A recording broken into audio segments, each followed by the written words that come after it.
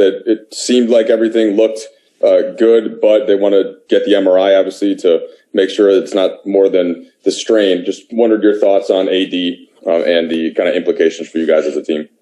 For me, all I care about is health. I want him to be healthy.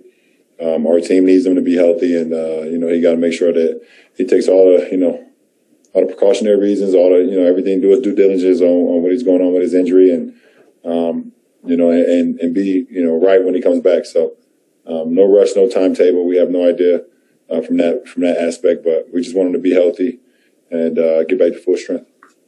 And with that acknowledged, his health being most important, short-term, LeBron, what are the things that you guys do need to do as a collective when he's not on the floor for however long it might be?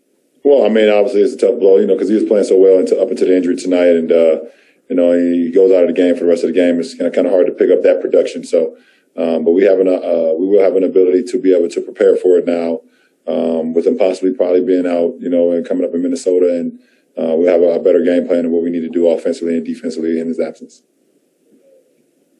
Okay, Bill Oram, please. Hey, LeBron.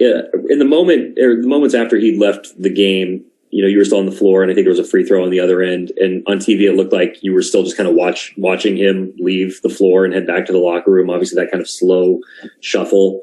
What was going through your mind in that moment as you were watching him struggle just to get to the locker room and then also try to keep your mind on the game and focus on what was happening on the floor? Just the overall safety and health of him. That's my only concern. Watch him shuffle off the floor and get back into the locker room. And, obviously, we were doing playing some great basketball up until the end. We connected on a lot of our 1-2 plays and built up a little lead. But obviously with his injury, just all I care about is his health and, want him to get back to himself. And, that's what it's about. Okay, Dave McMenamin, please. LeBron, these NBA seasons are really long and things are going to happen as a contact sport. How can a group adopt the next man up mentality? And I don't know if this particular group has necessarily had to do it yet because you guys have been relatively healthy in that area. How do you move forward to try to get some productivity out of an unfortunate situation? We will. And it's always next man up, no matter who's out. We're not asking anybody to pick up what AD does. You can't do that. It's impossible. He's a special player and a special talent for a reason. So, everyone individually has to, pick up their play for the collective of the team, in AD's absence. So we look forward to that challenge. Okay, Kyle Goon, please. Hello, Brian. AD was just talking to us about how, he was dealing with the injury bug and trying to play through injuries early in his career. And that's a certain kind of pressure. And then he's also been dealing with some of this pain for a couple weeks now, it sounds like.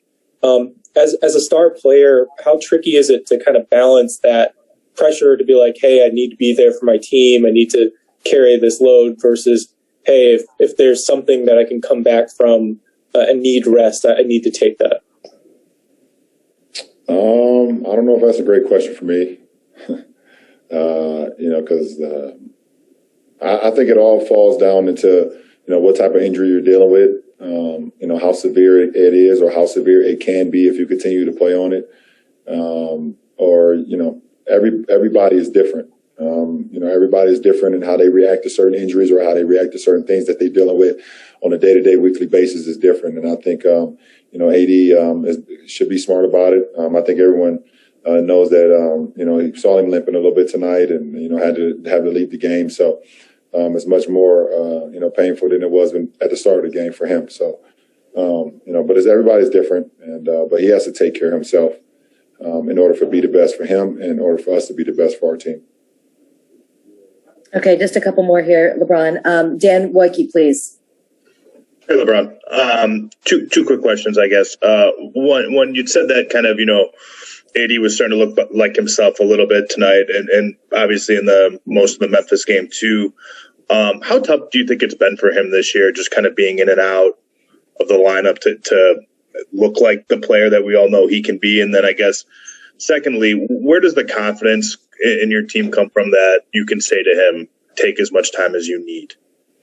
One, obviously, he's been, dealing with some lingering injuries since the start of the season, and finally started to get his rhythm.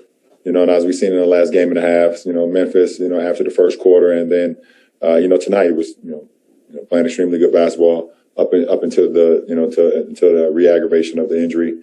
For me, as the leader of the team, whoever suits up, who's ever in the lineup, we still got to go out and play championship basketball. It's next man up, and like I said before, we look forward to that challenge. Okay, and last question, Michael Duarte, please. Yeah, LeBron, quick two-part question. AD goes down, they go on that run, they start getting hot from three. Did it deflate you guys a little bit, seeing him do that? And then you haven't played in the altitude in Denver in over a year, so how were the legs and the lungs for you?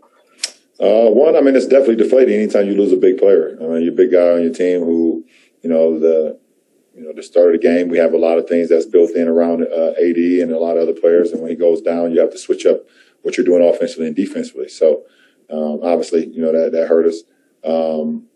After the first 5 minutes, I was fine. I caught my second win after that, and didn't bother me for the rest of the game. Appreciate it. All right. Thanks, LeBron.